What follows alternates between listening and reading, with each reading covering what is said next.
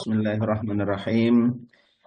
Assalamualaikum warahmatullahi wabarakatuh. Waalaikumsalam warahmatullahi wabarakatuh. Innal hamdalillahi nahmaduhu wa nasta'inuhu wa nastaghfiruh wa na'udzu billahi min sururi anfusina wa min sayyiati a'malina. May yahdihillahu fala mudhillalah wa may yudlil fala hadiyalah.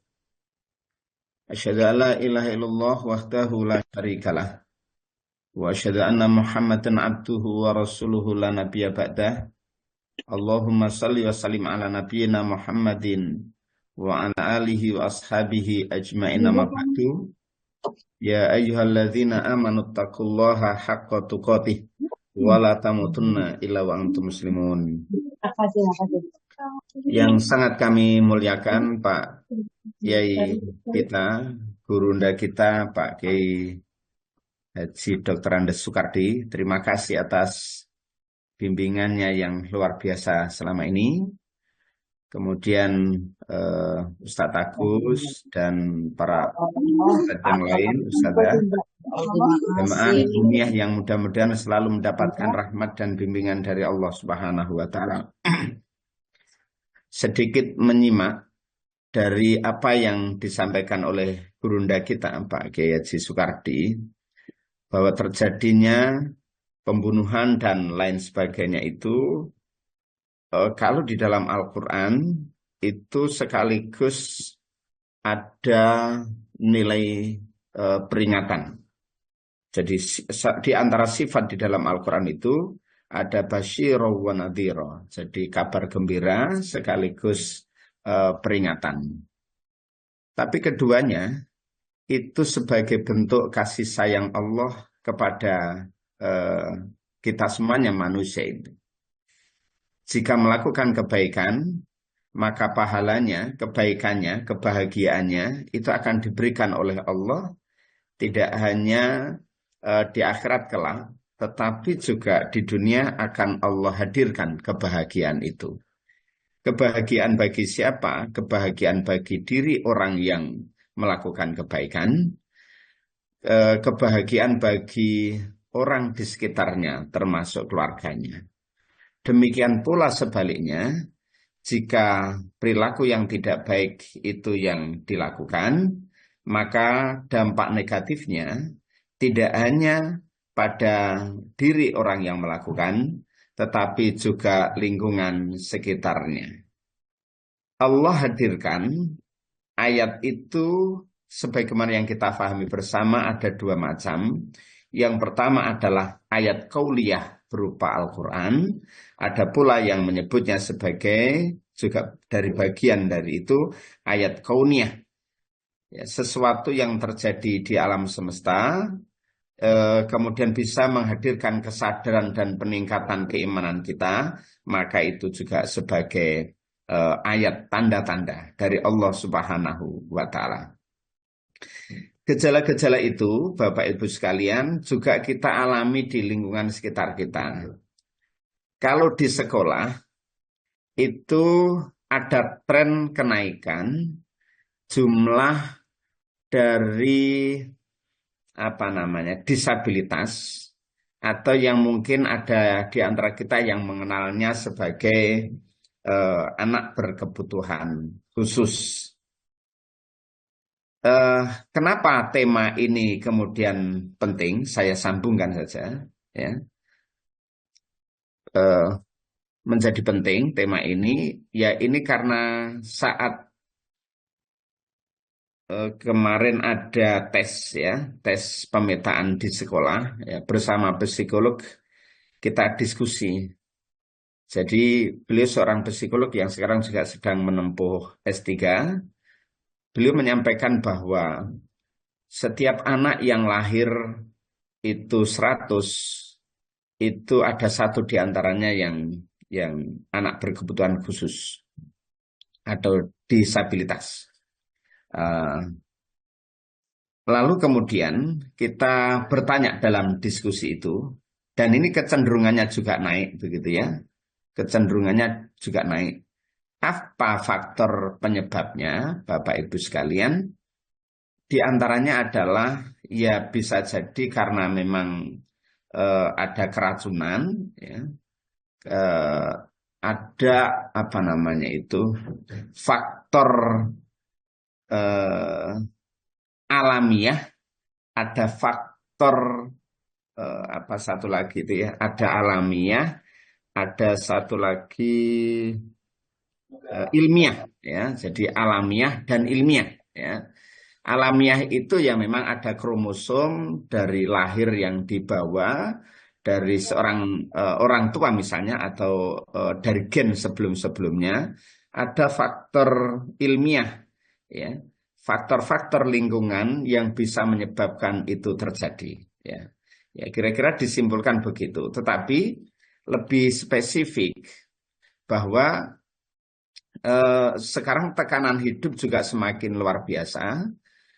Dengan tekanan itu, seorang ibu misalnya yang bekerja, yang ia sedang hamil, kemudian ada tekanan pekerjaan, kemudian tekanan kehidupan di rumah dan lain sebagainya, sehingga menyebabkan stres. Nah, ini juga tentu saja ada akibat-akibatnya. Nah, bagaimana nanti kemudian konteks agama kita ini mengajarkan, dan apakah itu memang hanya tugas seorang istri saja? Mengingat bahwa janin itu memang dikandung oleh seorang istri. Lalu peran dari seorang suami itu seperti apa? Nah, itu adalah nanti kemudian akan kita coba bahas. Bapak Ibu sekalian, ini latar belakang yang kemudian menjadi penting selain diskusi yang saya sampaikan itu. Nah, ini di dunia Bapak Ibu sekalian, sebagaimana yang kita bisa baca bersama, ya, disabilitas itu keterbatasan pada tubuh maupun pikiran, ya, yang menyebabkan pengidapnya kesulitan atau mengalami keterbatasan dalam melakukan aktivitas atau berinteraksi dengan lingkungan di sekitarnya. Menurut WHO, diperkirakan terdapat 1,3 miliar orang atau sekitar 16% dari populasi global yang mengalami disabilitas. Jadi ternyata cukup banyak Bapak Ibu sekalian yang mengalami hal ini. Dan ini sekali lagi kecenderungannya, trennya semakin meningkat. Ya. Mungkin sebagai disclaimer saja bahwa ada orang memang yang dari sisi akidah ya, dari perspektif akidah, ada yang memang sedang diuji oleh Allah memiliki atau dititipi anak ABK. Tapi ada pula yang normal dalam tanda kutip ya, yang diberikan normal oleh Allah. Semua baik yang orang tua yang memiliki dititipi anak yang normal maupun yang kemudian ABK itu sebetulnya punya tanggung jawab yang sama. Dulu kita memahamkan misalnya guru itu untuk bisa menerima anak yang ABK itu cukup berat gitu ya. Nah, kemudian kita sampaikan bahwasanya kita ini bersyukur kepada Allah karena Allah tidak menguji kita sebagaimana orang tua yang diuji oleh Allah dengan keberadaan anak yang ABK itu. Cara kita bersyukur adalah dengan menerima kondisi mereka lalu kita didik dengan sangat baik, dengan ikhlas dan sambil memohon kepada Allah. Itu adalah bagian dari cara kita bersyukur sekaligus juga akan membantu orang tua anak-anak ini. Nah, dengan pemahaman itu pada akhirnya alhamdulillah ya sekarang dengan anak yang ya mungkin ada satu misalnya ya, itu juga sekarang sudah bisa sangat bisa menerima untuk kemudian didik dengan sangat baik itu. Nah sekali lagi kita ini satu sisi bersyukur kepada Allah karena Allah tidak menguji kita. Kalau kita yang diuji mungkin juga tidak kuat, mungkin juga sangat berat. Nah maka tugas kita sebagai rasa syukur itu adalah membantu, minimal memahami, kemudian tidak mencelanya. Ya. Sebab kadang-kadang ada kita diskusi misalnya dengan seorang ibu yang beliau ini secara kualitas ya hidup seorang istri ini juga sangat baik, pekerjaannya juga sangat baik, demikian juga suaminya. Dan keturunan dari atasnya, dari gen-gen di atasnya juga tidak ada problem. Itu kemudian memiliki teman yang diuji oleh Allah dengan anak api. Lalu beliau ini menyatakan begini, ini kok begini sih, kok banyak mengeluhkan begini-begini, masa sih kok begini-begini. Nah, ternyata dampak dari itu wallahu alam apakah pengaruh dari ini, tapi beliau setelah kita diskusi itu mendapatkan hikmah atau pelajaran penting dari apa yang beliau simpulkan saat masih beraktivitas itu. Nah, ternyata yang dari gen orang tuanya, neneknya tidak ada masalah, pada beliau juga tidak ada masalah.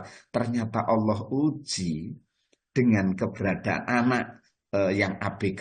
Terkejut loh, semula tidak menerima, pada akhirnya kemudian harus diterima. Nah, kemudian beliau pada akhirnya juga sekarang belajar banyak tentang bagaimana mendidik anak-anak semacam itu, sehingga beliau juga punya ilmu yang banyak terkait dengan penanganan anak-anak ABK itu. Nah, Bapak sekalian, kembali lagi trennya ini semakin meningkat. Nah, nanti apa faktor penyebabnya kira-kira begitu.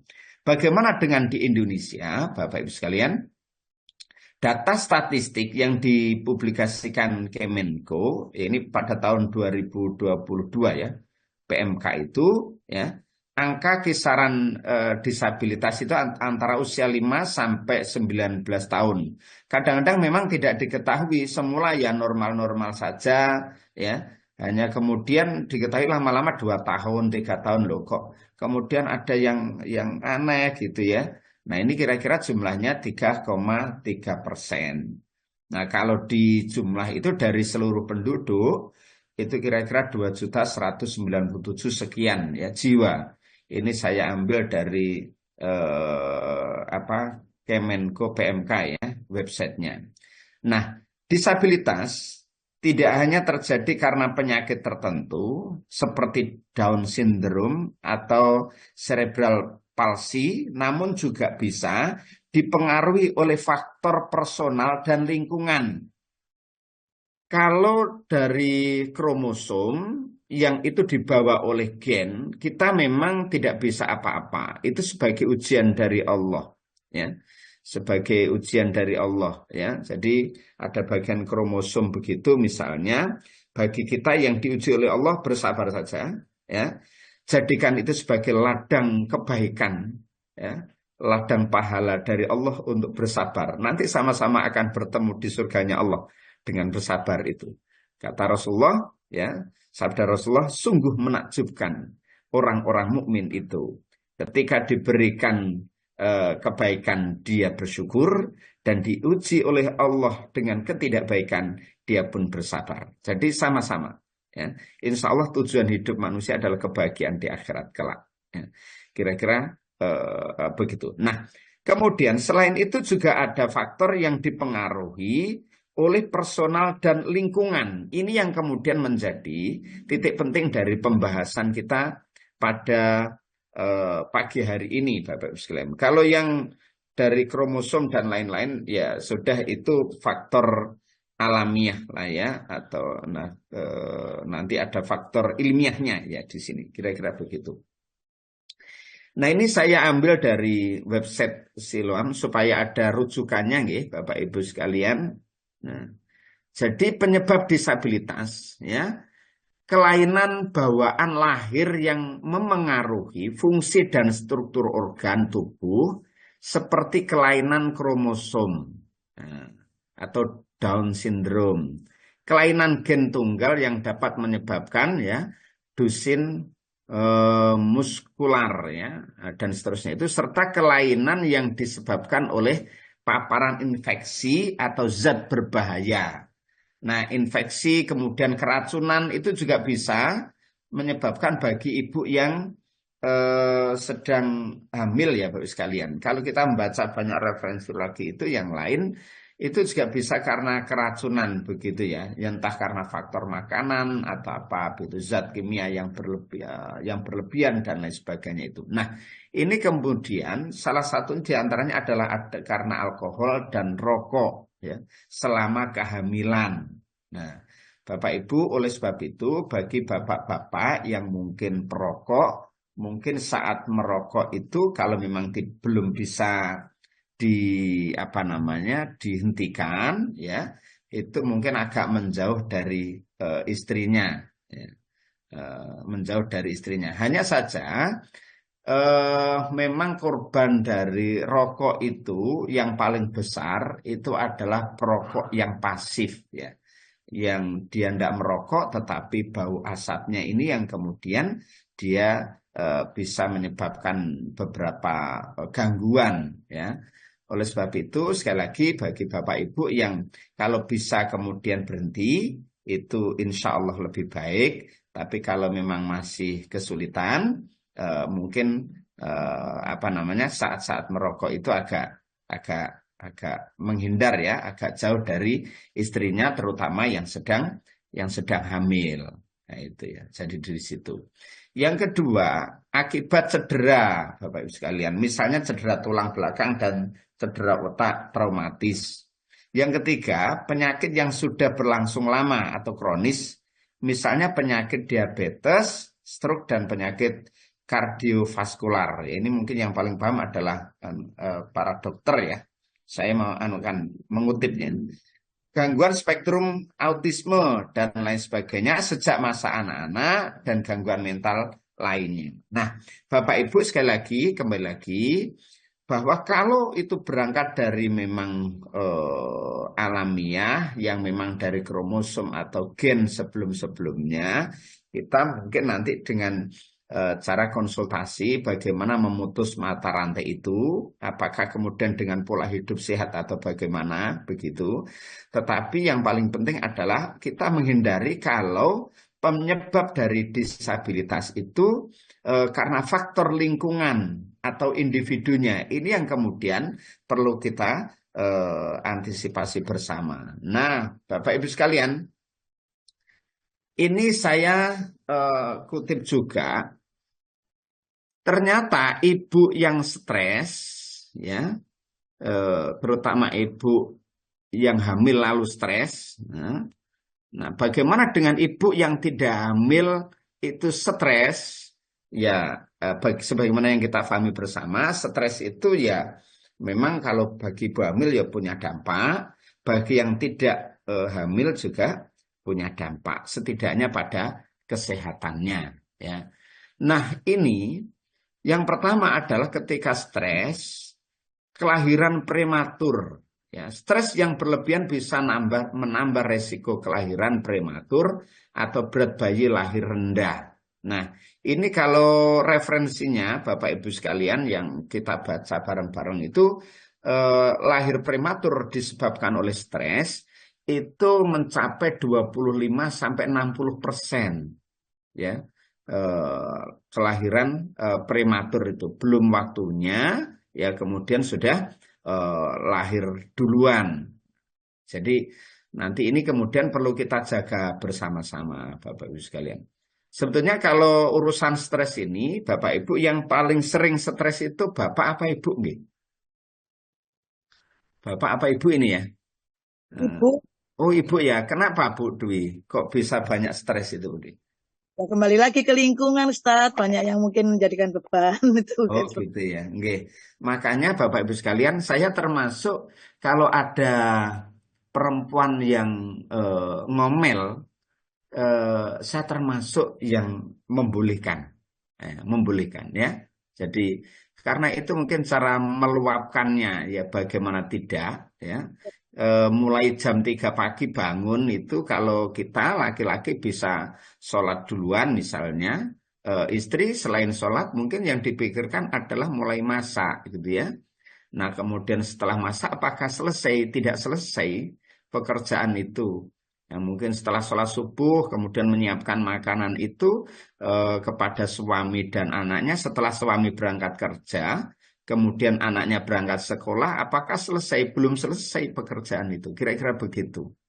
Nah, kemudian nanti memikirkan ini belum dicuci piringnya. Setelah selesai nyuci piring, apakah selesai?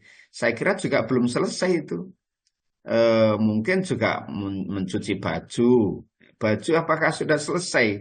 Setelah selesai belum nyetrika. Kemudian rumah belum terbersihkan dan lain sebagainya. Kira-kira itu sampai siang kira-kira ya. Kalau apa namanya agak diekstrimkan begitu. Nah, kemudian nanti ada waktu istirahat sebentar, lalu anaknya sudah datang dari sekolah, harus menyuapin dan lain sebagainya sampai kira-kira. Nah, sehingga ini yang menyebabkan lebih-lebih kemudian yang dilihat itu ya hanya sekitar rumah itu. Di dalam rumah itu yang hanya benda-benda mati itu. Nah, apa maneh sering delok sinetron. Sinetron itu yo ono nangis ya, apa gak tambah melu stres gitu ya. Nah, jadi begitu. Nah, oleh sebab itu, ini yang kemudian perlu dihindari. Lebih-lebih lagi jika kedua-duanya ini bekerja. Nah, lalu pertanyaannya apakah boleh bekerja? Boleh saja, gitu ya. Boleh, karena kalau bekerja seorang perempuan itu adalah bagian dari sodakoh suaminya. Tapi kalau bisa mencukupi seorang laki-laki, sangat baik kemudian jika di rumah. Tetapi faktor perempuan bekerja itu juga banyak. Bisa karena kalau di rumah stres sehingga dia ini bekerja dan seterusnya. Ya diseimbangkan saja. Diseimbangkan saja. Yang paling penting tidak mudah stres itu. Nah, kalau tadi saya menyebut bahwa stres kemudian saya membolehkan ya, tetapi lebih baik lagi, maaf, ngomel itu kemudian membolehkan, tetapi lebih baik lagi jika tidak ngomel gitu ya. Artinya itu tentu saja lebih baik. Nah, pertanyaannya bagaimana supaya kemudian itu bisa stabil, tidak sampai stres dan kemudian ngomel dan lain sebagainya ya. Mohon maaf mungkin bahasa saya agak kasar ya ibu-ibu terutama. Tetapi ini kemudian harus kita hindari ya. Menyangkut yang namanya apa stres yang pada ibu yang sedang hamil. Kalau ibu-ibu sekarang misalnya sudah lulus ya, maknanya adalah sudah usia di atas 50 atau 60 yang mungkin kemungkinan kecilnya adalah hamil lagi misalnya. Tetapi kan ini penting, pendidikan ini ketika kita sebagai nenek kakek itu juga kita tularkan kepada anak-anak kita. Bagaimana kemudian kita bisa mensupport mereka yang sedang hamil itu untuk kemudian tidak mudah stres. Jadi begitu kira-kira. Nanti saling simbiosis mutualisme, kira-kira begitu, saling membantu gitu. Nah, kemudian yang kedua, dampak dari stres itu ya adalah perkembangan otak. Ini menyangkut perkembangan otak. Bayi yang terpapar stres tinggi di dalam kandungan bisa mengalami gangguan ya perkembangan otak yang berpengaruh pada kecerdasan dan perilaku. Di dalam apa namanya janin itu antara psikologi seorang ibu, pikiran, keresahan yang hadir ini tentu saja juga sangat berpengaruh kepada janin yang berada dalam satu tubuhnya itu. Jadi ketika seorang ibu ini mengalami kebahagiaan, maka tentu saja kebahagiaan itu, keceriaan itu juga berdampak kepada janin yang berada dalam kandungan. Demikian juga sebaliknya, stres ya, kemudian juga resah, galau, itu juga kemudian berdampak kepada janin yang ada dalam perut itu ya, kira-kira begitu. Nah, ini termasuk perkembangan otaknya. Lebih-lebih kemudian berlebihan ya, stresnya sangat stres itu ya. Nah, kira-kira begitu. Kemudian yang ketiga itu adalah nanti menyangkut masalah emosional. Ya, paparan stres bisa membuat bayi lebih rentan mengalami masalah emosional saat tumbuh besar. Ya, jadi ini juga berpengaruh terhadap emosi mereka. Ono arek kok emosian, didik kemudian mukul temannya. Ya mungkin waktu dalam kandungan, ya mungkin banyak stres atau yang berlebihan dan lain sebagainya. Yuk kita coba kemudian kita koreksi diri kita akan terus belajar untuk menjadi lebih baik ya Bapak Ibu sekalian bareng-bareng. Kemudian yang keempat, sistem imun ya. Stres bisa melemahkan sistem imun seorang ibu dan akhirnya berpengaruh pada kesehatan janinnya. Nah, ini Bapak Ibu sekalian. Oleh sebab itu, yuk kita hindari stres. Pertanyaannya bagaimana supaya terhindar dari stres itu? Bapak Ibu, ini sekali lagi adalah kita fokus pada disabilitas atau ABK atau yang lain yang dipengaruhi oleh faktor personal atau lingkungan, ya. Nah, nanti kalau berdasarkan gen dan kromosom mungkin dari yang lain, ya. Nanti pembahasannya. Nah, ini coba kemudian kita renungkan pada ayat Allah Subhanahu wa Ta'ala. Itu yang terdapat misalnya pada surat An-Nisa ayat 19 ya. Betapa Allah Subhanahu wa Ta'ala itu menjaga ya kebaikan atau keterbaikan manusia itu melalui ayat-ayatnya ya. A'udzubillahi minasyaitonirrajim. Ya ayyuhalladzina amanu la yahillu lakum an tarithun nisaa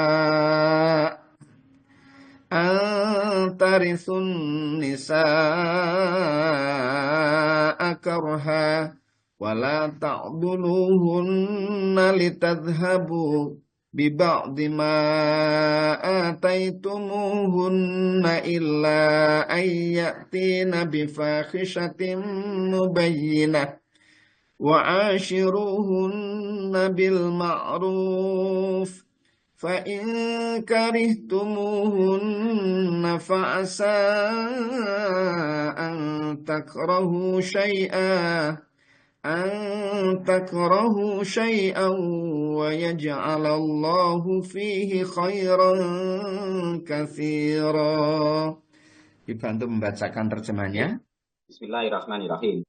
Wahai orang-orang yang beriman, tidak halal bagi kamu mewarisi perempuan dengan jalan paksa. Dan janganlah kamu menyusahkan mereka karena hendak mengambil kembali sebagian dari apa yang telah kamu berikan kepadanya. Kecuali apabila mereka melakukan perbuatan keji yang nyata. Dan bergaullah dengan mereka menurut cara yang patut. Jika kamu tidak menyukai mereka, maka bersabarlah. Karena boleh jadi kamu tidak menyukai sesuatu. Padahal Allah menjadikan kebaikan yang banyak padanya.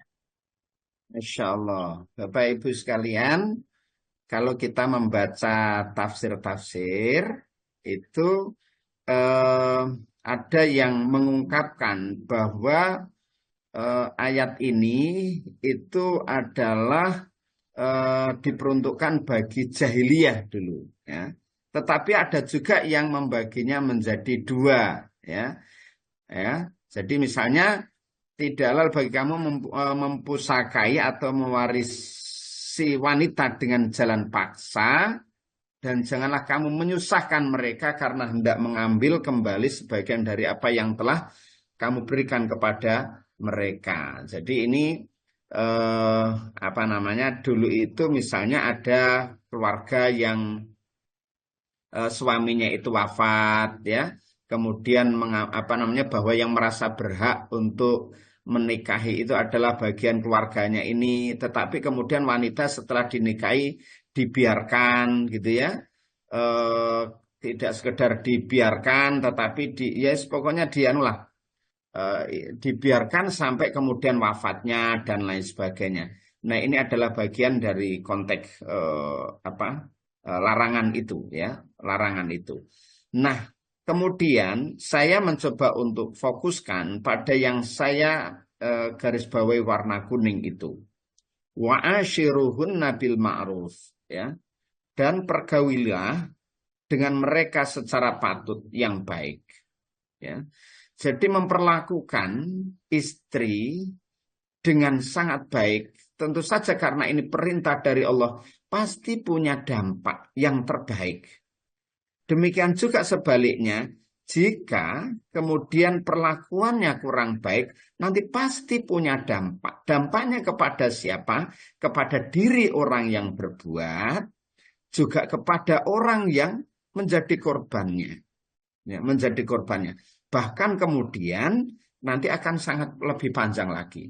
Nah, kemudian bila kamu tidak menyukai mereka, nah, maka bersabarlah. Ya, misalnya kok ada sesuatu yang tidak suka dari mereka, dari pasangan itu misalnya, ya, karena mungkin kamu tidak menyukai sesuatu, padahal Allah menjadikan padanya kebaikan yang banyak.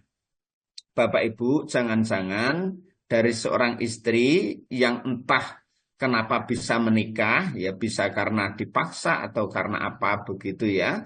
Kemudian kita kurang suka misalnya, maka apa? Bersabar saja. Bersabar. Nah, bisa jadi Allah akan hadirkan, kalau Ibnu Abbas itu menyampaikan begitu, Allah akan hadirkan itu kebaikan, entah itu nanti lahir dari anaknya yang menjadi baik sehingga akan mengangkat derajat orang tuanya itu. Nah, Bapak Ibu sekalian, memang manusia dunia ini menurut saya unik sekali. Saya itu punya teman, Bapak Ibu sekalian, mohon maaf, teman saya itu juga kalau ngomongnya itu kasar, tetapi beliau tanggung jawabnya luar biasa ya kalau terhadap tugas-tugasnya itu luar biasa ya. Beliau seorang karyawan begitu, kira-kira begitu. Nah, kemudian kalau mendengar cerita dari beliau, istrinya itu juga sangat keras sekali. Tapi kemudian anak-anaknya itu dalam tanda kutip itu kutuk itu piye ya Bapak sekalian? Mungkin ada yang bisa membahasakan. Jadi sopan santunnya itu bagus terhadap orang begitu ya.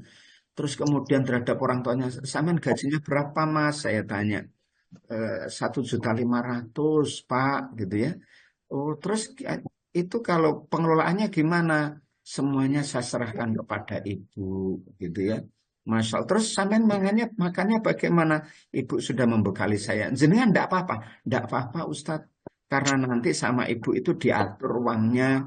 Salah satunya adalah untuk nanti KPR rumah itu yang dibantu oleh ibu juga. Jadi kita melihat kemudian sopan santunnya bagus, kemudian sholatnya juga tertib, padahal berangkat dari orang tua yang dalam tanda kutip semacam itu begitu ya. Nah, artinya semacam itu dibanding misalnya dengan orang yang memang seorang ustadz gitu ya, misalnya begitu. Nah, oleh sebab itu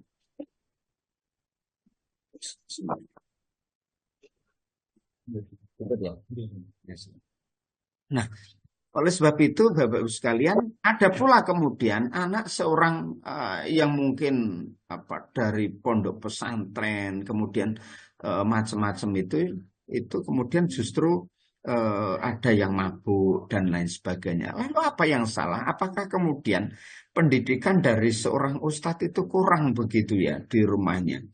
Ataukah bagaimana? Sehingga ini ada seperti sedang kebalik gitu ya. Nah, memang Allah itu cara menguji itu macam-macam begitu ya.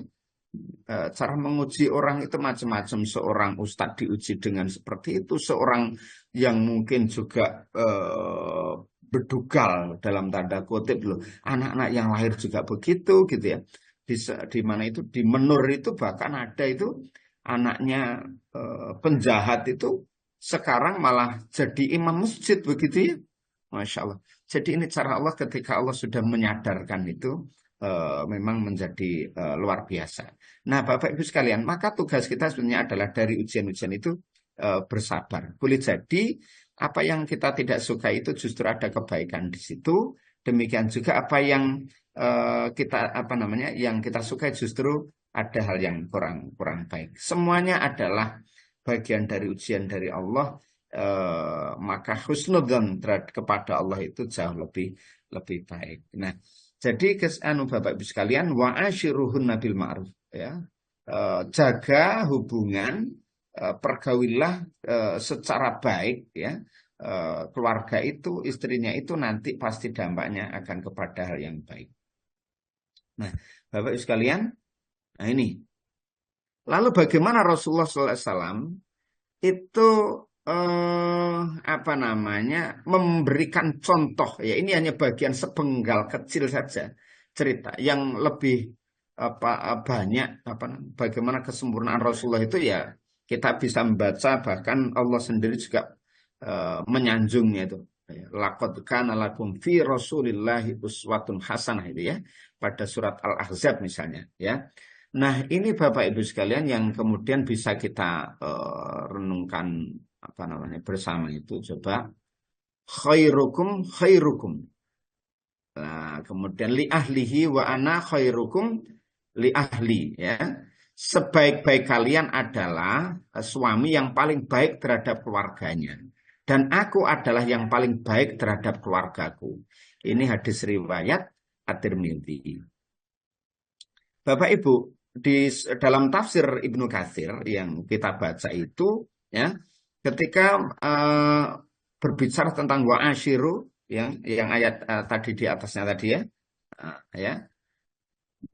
mempergauli pasangannya ya, istrinya itu dengan sangat baik ya, itu salah satu penjelasannya kita bisa menemukan pada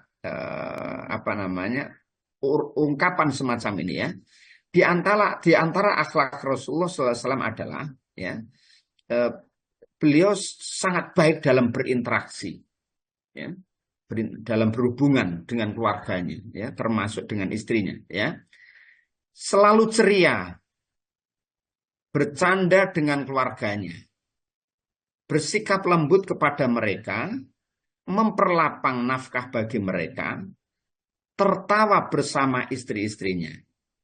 Hingga beliau pernah beradu lari dengan Aisyah Ummul Mukminin. Jadi Rasulullah itu lomba lari dengan istrinya, Bapak sekalian. Aisyah berkata, aku adu lari dengan Rasulullah. Aku mengalahkan beliau, hal itu sebelum aku gemuk. Kemudian setelah aku gemuk, aku adu lari lagi dengan beliau dan beliau mengalahkanku. Nabi bersabda, seri, hadis riwayat Abu Dawud. Bapak Ibu sekalian, pertanyaannya begini. Apakah kita pernah seharmonis itu dengan pasangan kita ya, terhadap istri atau terhadap suami ya? Jika pernah, itu bagian dari tanda-tanda kebahagiaan yang nanti tentu saja akan berpengaruh kepada anak yang lahir itu sekalian. Nah, mungkin ada yang, Ustadz, saya sudah terlalu tua dulu, kemudian tidak pernah ya, misalnya ya, dulu karena memang masih sibuk masing-masing begitu. Nah, apakah sekarang yang setua ini masih diperlukan? Nah, kebetulan hadis ini kan itu nilai ini, akhlak ini kan tidak dibatasi oleh usia, selama masih mampu, itu saya kira ya baik-baik saja gitu. Maka nanti setelah mungkin Bapak Ibu setelah kajian ini ya mau jalan-jalan, lomba lari ya, monggo-monggo saja ya. Yang masih aktif bekerja juga juga mungkin disesuaikan ya, kira-kira begitulah. Intinya bahwa sebetulnya bukan lomba larinya itu, sebetulnya intinya adalah ada interaksi yang sangat baik antar pasangan itu ya, bercanda bergurau. Bapak Ibu, saya pernah membaca buku itu, judulnya Menguak Cara Belajar Orang-orang Yahudi. Mohon maaf ya Bapak Ibu sekalian, mungkin kita agak ekstrim. Saya membaca buku itu karena yang menulis itu Abdul Wahid ya. Abdul Wahid itu dulu S1 S2-nya di UIN Yogyakarta. Saya baca buku itu, apa sih cara cerdas mereka, kan cerdas-cerdas ya Bapak Ibu ya. Apakah karena memang dari gennya begitu, dari Nabi Ibrahim, kemudian Nabi Ishak, dari Nabi Ishak Nabi Yakub, Nabi Yusuf itu kan kemudian menjadi cerdas-cerdas. Apakah karena faktor itu juga? Ataukah karena ada faktor yang lain? Ternyata dalam buku itu ada penjelasan yang menarik bagaimana cara mereka menjaga otaknya itu supaya tetap cerdas, Bapak Ibu. Ternyata di dalam janin itu, kandungan begini seorang ibu, suami istri itu bercanda, kemudian saling apa namanya, Bapak Ibu sekalian, suami memegang perut istrinya yang sedang hamil itu, kemudian apa namanya, ceria, apa guyonan bersama, sambil mohon maaf, itu bedek-bedekan Bapak Ibu. Bedek-bedekan itu walaupun itu sederhana-sederhana saja. Misalnya 1 tambah 1 berapa, 2 tambah 2 berapa, sambil dilus-lus begitu. Nah ini ternyata cara mereka dalam buku ini ya Bapak Ibu sekalian, cara menjaga otak mereka sejak kecil, itu sudah sedemikian rupa itu.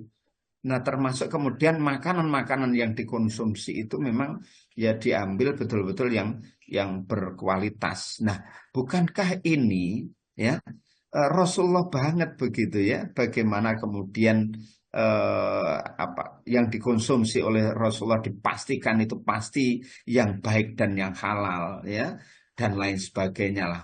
Nah ini adalah jangan-jangan mereka ini juga sedang mencontoh ya nabi kita, cara nabi kita hidup, sehingga memiliki anak-anak yang kemudian lahir secerdas itu pada akhirnya.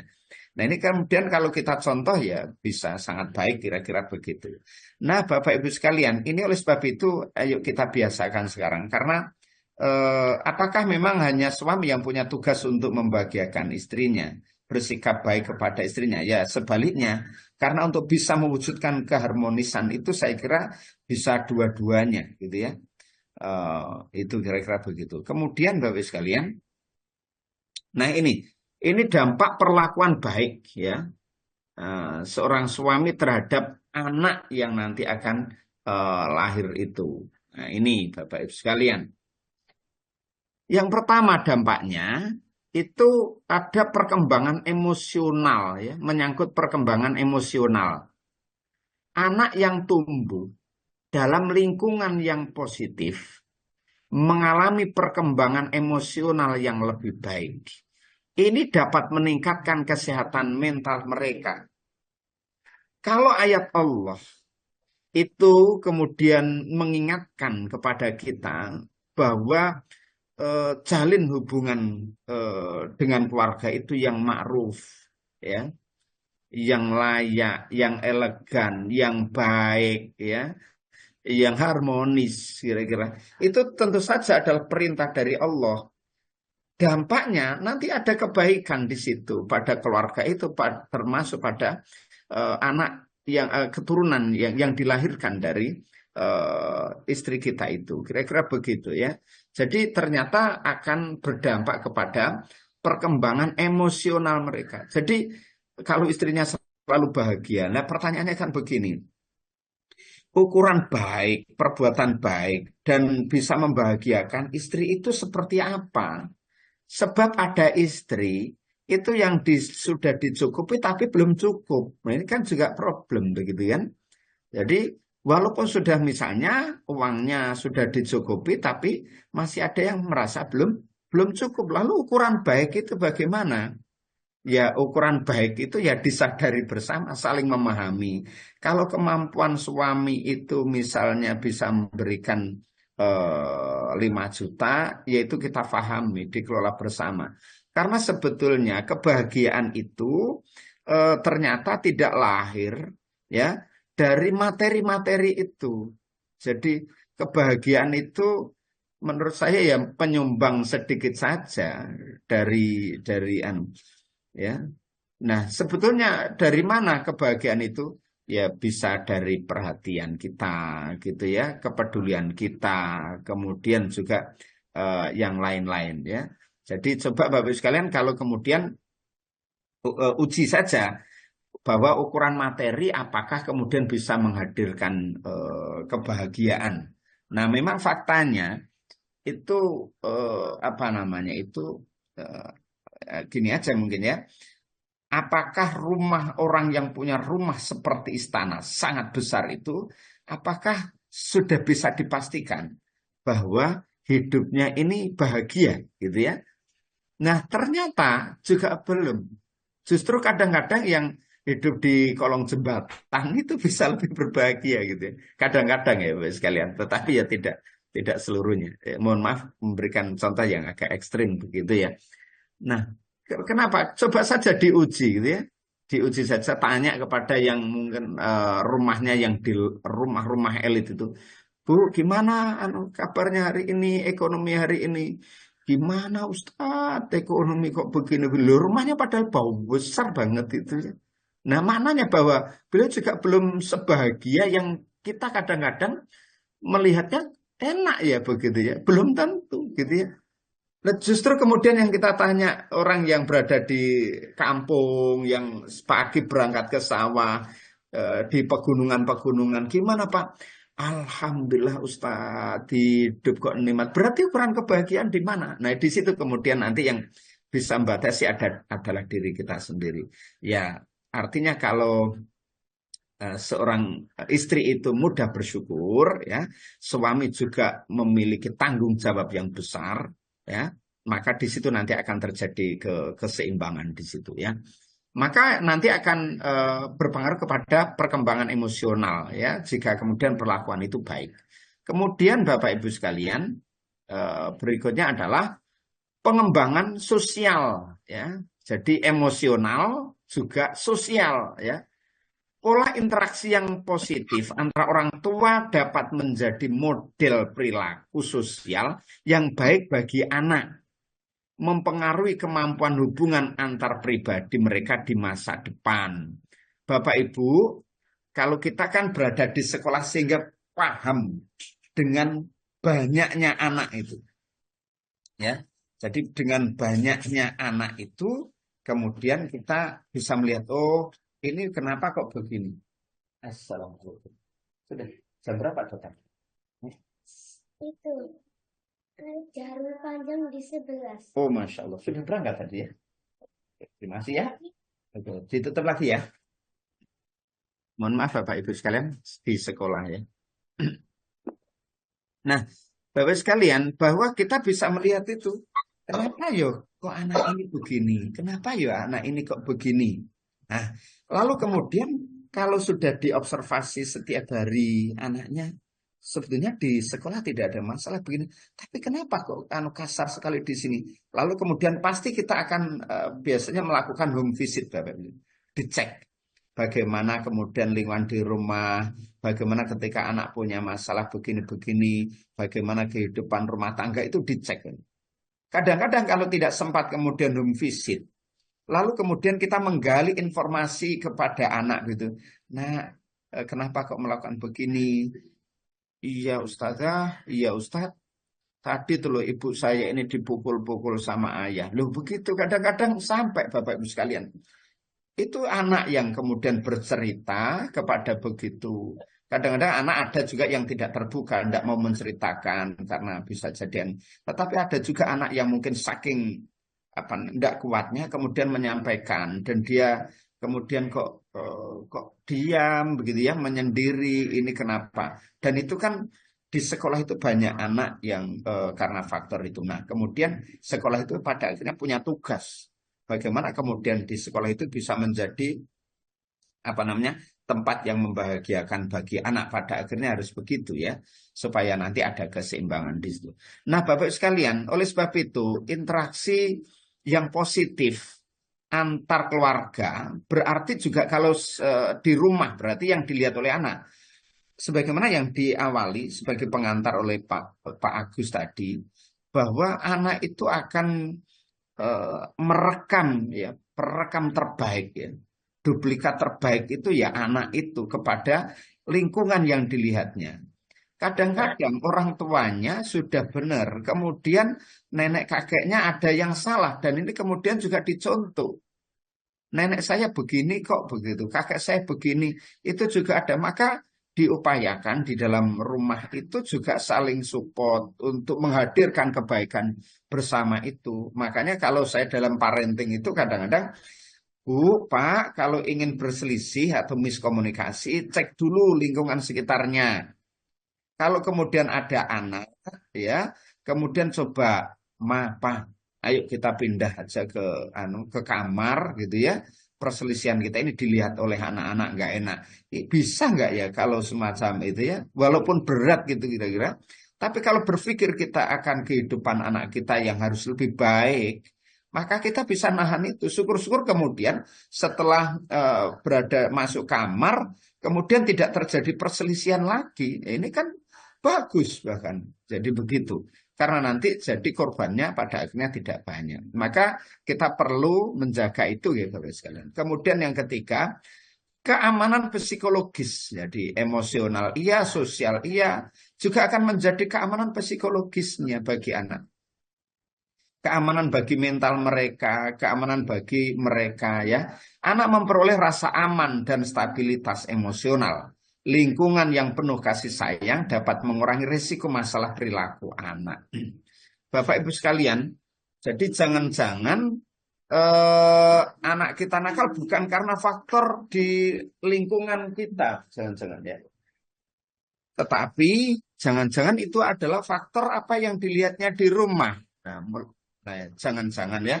Oleh sebab itu ini perlu menjadi kesadaran bersama Bapak Ibu sekalian. Apakah Munahar itu sudah sempurna menerapkan semacam itu?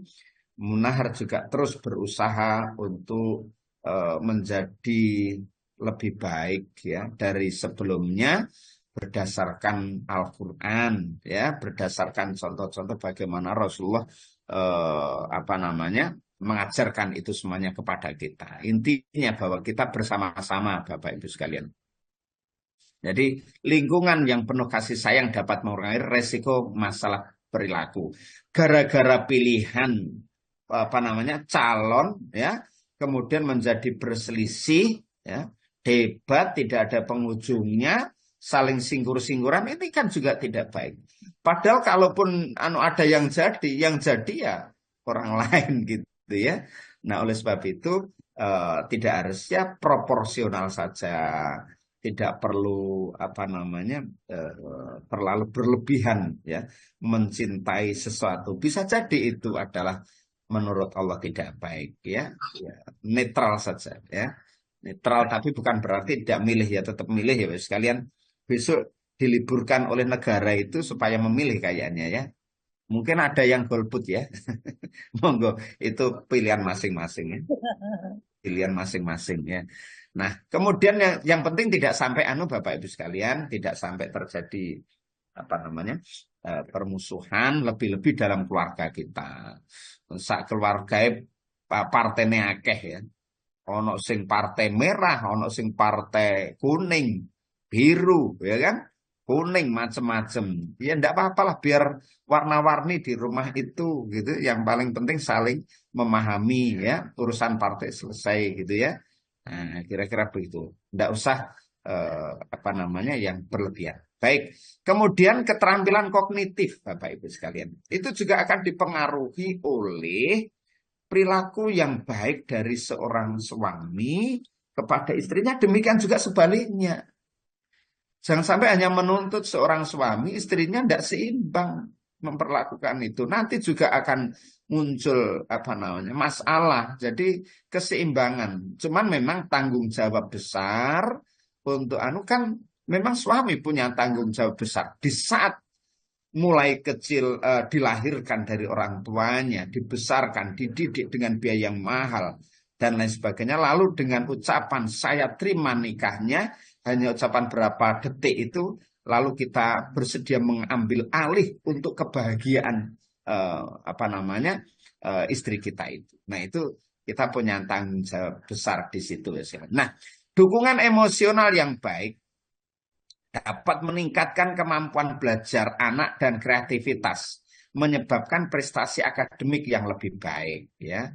Jadi kebersamaan ya, itu akan mempengaruhi ya secara kognitif juga. Kemudian resiliensi, anak yang menyaksikan hubungan yang sehat, dia akan belajar cara mengatasi konflik dan tantangan secara konstruktif. Dia akan belajar dari anak kita bagaimana orang tuanya menyelesaikan masalah. Dia akan mungkin seolah-olah diam, mungkin seolah-olah dia ini sedang bermain sendiri, padahal mereka itu sedang melihat, mereka sedang mendengarkan, mereka melihat raut wajah kita ketika melakukan ini seperti apa. Ketika mereka melihat seperti apa, macam-macam. Itu akan betul-betul dipelajari oleh anak kita, sehingga ketika ada hubungan yang sangat baik, orang tua mampu menyelesaikan masalah-masalah, entah itu masalah di kantor, masalah di kemasyarakatan, masalah dimanapun, dan itu tetap dengan wibawa, dengan elegan, dengan senyuman, dengan terus menggembirakan anggota keluarga. Nah, ini yang nanti akan dicontoh oleh anak-anak kita. Maka mereka akan mencontoh bagaimana menyelesaikan, ya, cara mereka menyelesaikan konflik, kecerdasannya akan tumbuh, psikologis dan emosionalnya akan sehat, dan mereka akan memiliki hubungan sosial antar teman, antar keluarga dari anak-anak itu kepada teman-teman mereka semuanya.